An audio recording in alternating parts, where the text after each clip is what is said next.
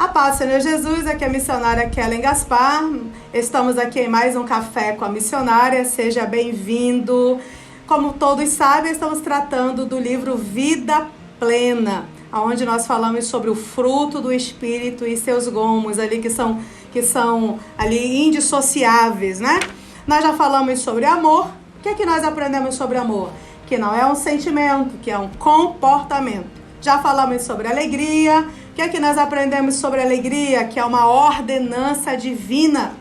É Deus que nos diz assim: alegrai-vos, sejam pessoas alegres. Alegria é um mandamento. Nós falamos sobre paz. O que é que nós aprendemos sobre paz? Nós entendemos que a paz, ela independe daquilo que está acontecendo ao nosso redor. É aqui dentro.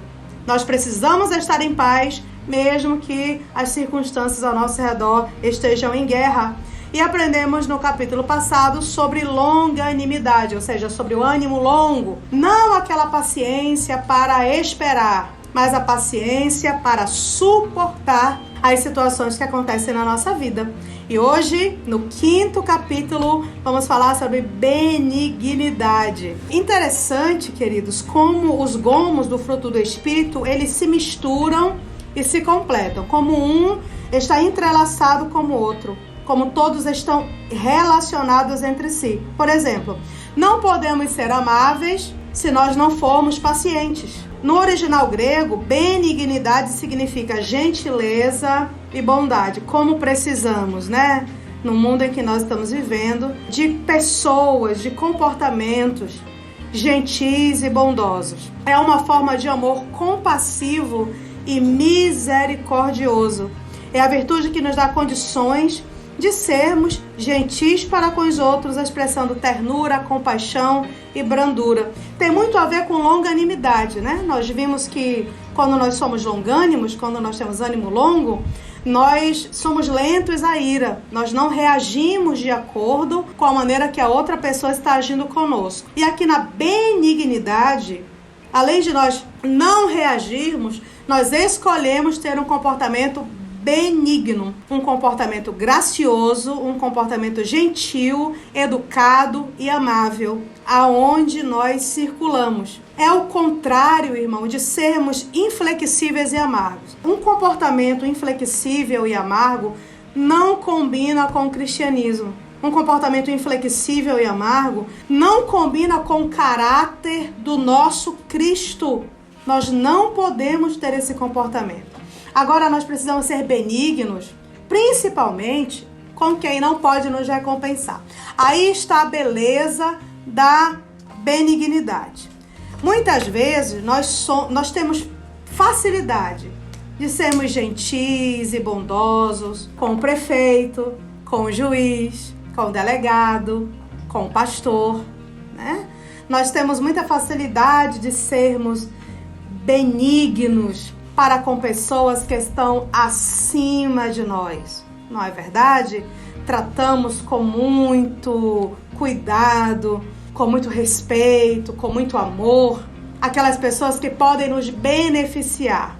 Só que, quando eu estou falando aqui nesse contexto de benignidade, eu estou falando que nós não podemos fazer acepção de pessoas, tratar uns bem, porque podem fazer alguma coisa por nós lá na frente, e de repente tratar quem nesse momento não pode nos trazer benefício algum.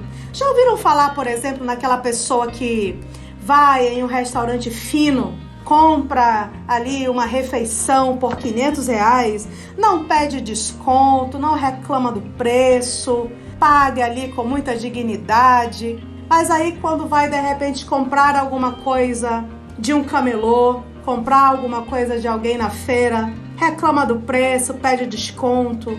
Irmãos, esse comportamento não agrada a Deus, não. Nós não podemos dizer que somos discípulos de Cristo se não damos bom dia ao porteiro, se não nos importamos com aquelas pessoas que no dia a dia cruzam pela nossa vida, passam pela nossa história. Deus espera que tenhamos uma atitude afável e cortês, e que sejamos pessoas facilmente abordáveis quando alguém nos magoa. Tem a ver com benignidade. O perdão tem a ver com benignidade. Como é que nós reagimos quando alguém nos magoa? Às vezes as nossas emoções, elas nos fazem querer nos apegar àquela mágoa, aquele sentimento de tristeza, e nós nos fechamos, né? Nós não permitimos que a outra pessoa se aproxime, e quando a outra pessoa se aproxima, em vez de nós exercermos a nossa benignidade, perdoando, muitas vezes nós fazemos com que aquela situação se prolongue. Não é esse comportamento que Deus espera que nós tenhamos. Benignidade também é acessibilidade. Alguém nos magoou, nos procurou, me desculpa, me perdoa. Não vá lá, não volte lá na situação, sabe? Não vá, mas você falou assim, você olhou para mim assim, seu gesto foi assim. Não, irmãos, benignidade. Perdoe. Meu irmão, está perdoado em nome de Jesus. Minha irmã está perdoada em nome de Jesus. Agora, para perdoar, irmãos, e não ficar mais pensando. Não é que você vai ter amnésia quando perdoa, não é isso. Quando você perdoa alguém, você toma uma atitude consciente de não ficar revivendo aquela situação ali todos os dias. A mágoa, ela é um monstro que ela precisa se alimentar para poder viver. Como é que a mágoa se alimenta? Da lembrança. Você se encosta ali e você começa a lembrar. Mas ela me disse isso aqui, mas ele me falou isso aqui, mas naquele dia eu me senti assim. Quando ele me disse isso, eu me senti daquela maneira. Escolha não lembrar mais. Escolha não dar a sua força para a situação. Seja acessível, benigno, perdoe e deixe que Deus traga à tua memória aquilo que te traz esperança. Irmãos, a Bíblia diz que tudo que é bom, perfeito, justo, agradável, se alguma virtude há, é nisso que nós devemos pensar, é exatamente aí que nós devemos nos segurar. Se alguma virtude, se algum louvor, se alguma novidade, se alguma alegria, vamos nos segurar aí e vamos tirar da nossa mente essas lembranças daquilo que aconteceu no passado, para que nós possamos liberar o perdão e possamos manter, de repente, aquela amizade, aquele relacionamento. A benignidade é a maneira como nós exercemos a bondade. É ser atencioso, cuidar do próximo acima de nós mesmos, ainda que isso algumas vezes demande privação de conforto, prazer, tempo e disposição. Ora, numa amizade nós sabemos que é necessário que façamos isso. Ninguém pode ser amigo de alguém se só recebe e nunca dá. Ninguém pode ser sócio de uma empresa onde ele só tira e não coloca seu trabalho, sua dedicação, seu empenho. Nenhum relacionamento ele pode ser unilateral. Todos os nossos relacionamentos, sejam pessoais ou de trabalho, precisa que as duas pessoas ou aquele grupo de pessoas estejam comprometidos com aquela causa. E para nós estarmos comprometidos, o que é que demanda de nós, irmãos?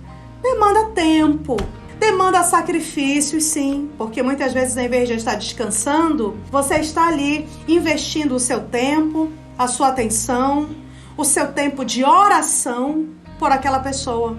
Então, exige sacrifício, sim. Agora, esse serviço, quando ele é prestado por amor, é uma tarefa que nós executamos como um privilégio. Nós fazemos com alegria. Qual é o amigo, por exemplo, que não tem prazer em parar o seu tempo e ouvir um outro amigo que está passando por dificuldade? Qual é o amigo que não pode abrir mão do seu momento de descanso, de lazer, para socorrer um amigo que está passando por um problema? E ele o faz porque ele é movido por amor. Agora, quando nós não somos movidos por amor, o serviço se torna insuportável. Por isso que precisamos avaliar o quê? O nosso coração, as nossas intenções, aquilo que está ali oculto, que muitas vezes nós não verbalizamos, mas nós estamos sentindo. Servir o outro tem a ver com benignidade. Benignidade tem a ver com serviço ao outro.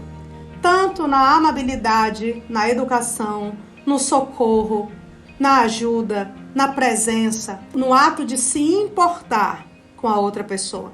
Tudo isso está relacionado a benignidade. Sei que é sempre mais fácil reagir e exigir nossos direitos, mas eu chamo sua atenção para o fato de que é exatamente nessa hora que nós mostramos ser benignos e tolerantes ou não. Portanto, antes de fazer exigências, antes de gritar, de ir embora, de reclamar, de se exaltar, coloque-se no lugar do outro, tenha empatia. E se fosse você passando por aquele problema?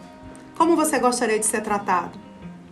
Se fosse você enfrentando aquela situação, que comportamento você ia querer que os outros tivessem com você? Quando nós temos empatia e nos colocamos no lugar do outro, geralmente, irmãos, nós entendemos a maneira que nós devemos agir. E quando eu falo outro, eu não estou falando só das pessoas que nós conhecemos, só das pessoas que fazem parte do nosso mundo. Eu estou falando de todos aqueles realmente que cruzam conosco. Lembrando que existe uma lei chamada lei da semeadura e da colheita. Você já ouviu falar? Ela existe no mundo natural. Aqui, nós só podemos colher aquilo que nós semearmos. E no mundo espiritual também. Nós colhemos o que nós semeamos. E o que nós andamos semeando por aí? Será que nós semeamos misericórdia, empatia, amor, solidariedade, generosidade? Será que nós estamos semeando na vida das pessoas aquilo que Deus espera que nós semeemos? Vamos fazer uma análise aí nesse momento. Isso tem muito a ver com prestar atenção ao que está acontecendo ao seu redor. Às vezes nós achamos que para sermos benignos, nós precisamos simplesmente ouvir alguém nos pedindo alguma coisa e de repente atender dentro da nossa possibilidade. Mas a benignidade não tem a ver só com isso, não. Porque tem situações que chegam ao nosso conhecimento, mas a pessoa não precisa pedir. Para isso nós precisamos estar atentos, ter sensibilidade espiritual. E eu tenho a impressão que isso está faltando um pouco assim no nosso dia a dia. Em uma mesma igreja, de repente congrega uma mulher que tem 30 bolsas de couro dentro do seu closet e pertence ao mesmo grupo de senhoras em que uma irmã leva sua carteira dentro de uma sacola de plástico. Essa irmã não precisa pedir, ela não precisa fazer esse pedido direto, mas aquela pessoa que pode abençoar senta do lado dela, observa. Irmãos, sejamos pessoas observadoras. Olhe para o lado. Existe alguma coisa que você possa fazer por aquela pessoa? Sirva. É para a glória de Deus. E são pequenas atitudes no nosso dia a dia. Às vezes alguma coisa que você tem em casa e que você nem está usando pode fazer toda a diferença na vida de alguém que você conhece. Então vamos aprender a olhar para o lado e sermos benignos no nosso comportamento, exercermos essa benignidade, até porque nós recebemos isso de Deus, irmãos. Deus é benigno conosco. Atos 14:17 diz assim: mas nunca as deixou sem evidências de sua existência e de sua bondade, e lhes concede chuvas e boas colheitas, e também alimento e um coração alegre. O nosso Deus é um Deus benigno conosco. Você está me ouvindo aí? Você está vivo. Você dormiu ontem e acordou hoje. Sabe por quê? Porque o Senhor tem te sustentado. Certamente, não sei que horas você está me assistindo, você já tomou o seu café, talvez já tenha almoçado, lanchado, jantado, porque Deus tem exercido sua benignidade. Você está respirando, você tem inteligência, você tem saúde, você tem força, tem vigor. Deus está exercendo a benignidade dele para com você. Tudo o que você tem é fruto da benignidade de Deus. Então exerça essa benignidade para com o seu próximo também. Seja a resposta de Deus para a dor de alguém, para o sofrimento de alguém. Deixa eu contar uma coisa para você. E falo isso debaixo do sangue de Jesus. Não é para me exaltar, nem para que você comente aí embaixo: ah, irmã, que coisa linda. Não é preciso isso. Fui fazer uma visita a uma senhora aqui da comunidade que estava gravemente enferma. E eu fui até lá saber como eu poderia servir. Veja bem, irmãos, ela não me pediu a visita. Eu soube que ela estava enferma. Então, se eu tomo conhecimento de uma situação como serva de Deus, como igreja, porque a igreja sou eu, e a obra de Deus ela deve ser feita e pode ser feita onde eu estiver. E com você é igual. Você é a igreja. A igreja não é um aglomerado de tijolos e cimento. A igreja somos nós. Tive conhecimento que ela estava doente, fui visitá-la. Quando eu cheguei lá, eu observei a seguinte situação. A casa, que era uma casa de barro, ela estava prestes a desabar. Irmãos, é muito fácil fingir que não viu. É muito fácil você não prestar atenção àquela situação. É muito fácil você fazer de conta que não é com você. Mas não é isso que o céu espera de nós, de maneira nenhuma. Eu observei que os pilares da casa estavam totalmente comprometidos. Eu pedi a ela uma água e enquanto ela foi buscar numa casa pequena, de 4 pequenos cômodos, eu acompanhei e observei os pilares da parte de trás da casa. Também estavam comprometidos. Saí da casa, rodeei por fora, vi que a estrutura, no geral, ela ia desabar em poucos dias, porque ela estava realmente muito exposta. A madeira havia apodrecido, a chuva havia tirado toda aquela parte de barro da parte de baixo da casa. E quando eu me sentei com ela novamente, eu disse assim: amada, nós vamos procurar uma casa e vamos fazer a sua mudança, porque essa casa não oferece mais condições para a irmã ficar. E a irmã não se preocupe, que enquanto a irmã estiver nessa outra casa alugada, nós vamos vir aqui, derrubar essa casa e vamos levantar uma outra casa, para que a irmã tenha segurança. Irmãos, eu não fiz isso porque eu tinha dinheiro sobrando, tinha dinheiro em caixa e poderia me dar a esse luxo, a esse prazer. Eu não fiz isso para tirar foto e publicar nas redes sociais, tanto é que isso não foi feito. Eu estou falando para você agora sobre a importância de você verificar o que precisa ser feito e você se colocar à disposição de Deus para ser a resposta dessa necessidade, para ser a resposta dessa oração, a resposta desse clamor, desse coração que está sofrendo, muitas vezes perto de você. Aí acontece uma coisa linda, sabe o quê? Acontece que quando você começa, Deus começa também. Quando nós tiramos ela e assumimos o pagamento do aluguel, fechamos 6 meses nessa outra casa, fomos fazendo por etapas. Qual é a primeira etapa? Derrubar a casa velha, a segunda etapa fazer o alicerce, a terceira etapa levantar de alvenaria, a quarta etapa cobrir comprar madeira, a quinta etapa colocar as telhas, a sexta etapa rebocar, fazer o piso, instalação elétrica, instalação hidráulica. A casa foi feita para a glória de Deus. Quando ela voltou para casa, fizemos ali uma oração, ela estava muito satisfeita. E sabe o que eu disse a ela? Eu disse: querida, o céu fez isso por você. Não foi a missionária Kellen, não foi o Projeto Campos Brancos, o céu fez isso. E aquela mulher ficou muito feliz. Em alguns momentos ela dizia assim: eu não estou acreditando, parece que eu estou sonhando. Irmãos, é tão fácil, muitas vezes, fazer alguém perto de nós um pouco mais feliz. Não precisa construir uma casa, não. Você pode ser benigno através de um elogio, de um apoio, de um presente, do compartilhamento de alguma coisa que Deus tem dado para você. Então olhe para o lado. Às vezes tem pessoas perto de você precisando de uma ajuda. Estava na fila da farmácia dia desses, na fila tinha um senhor na minha frente. Ele havia passado o seu medicamento e estava conferindo ali as moedas e as outras pessoas aqui atrás reclamando da demora, e ele tentando, procurando nos bolsos ali mais moedas para completar aquele pagamento. E eu vi que ele começou a ficar nervoso, ele começou a ficar suado, ele começou a ficar tenso com aquela situação, porque o que ele tinha, ele pensou que era suficiente para pagar aquele remédio, mas não era. E quando ele estava ali naquela situação, Eu estou atrás dele. Eu sou a igreja.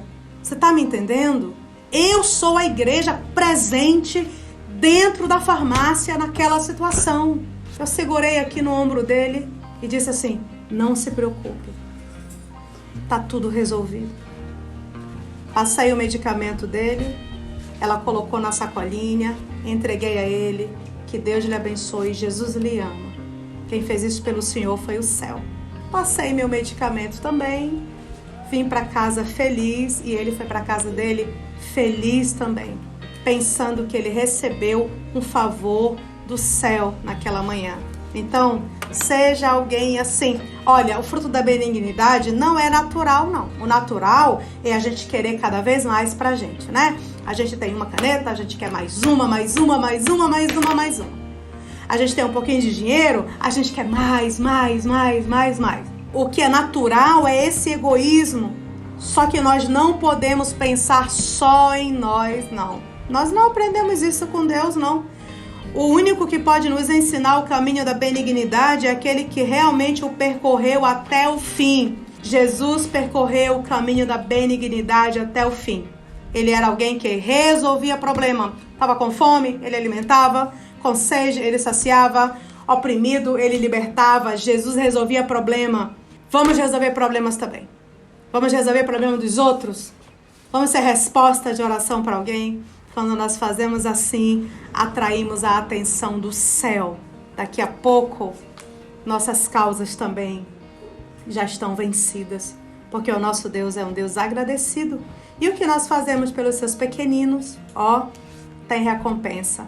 Tem recompensa do céu. Vamos começar a ser atentos e benignos a partir de agora.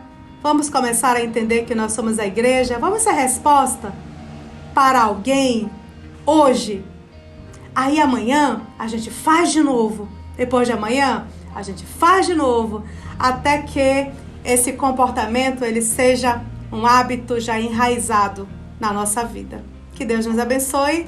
Até a próxima. E não esqueça que, se Deus falou com você, compartilha, curta, comente, divulgue aí com os seus amigos.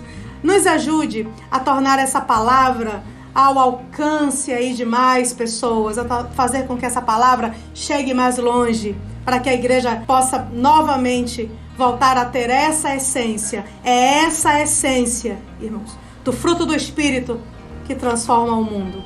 Que Deus te abençoe em nome de Jesus. Até o próximo capítulo.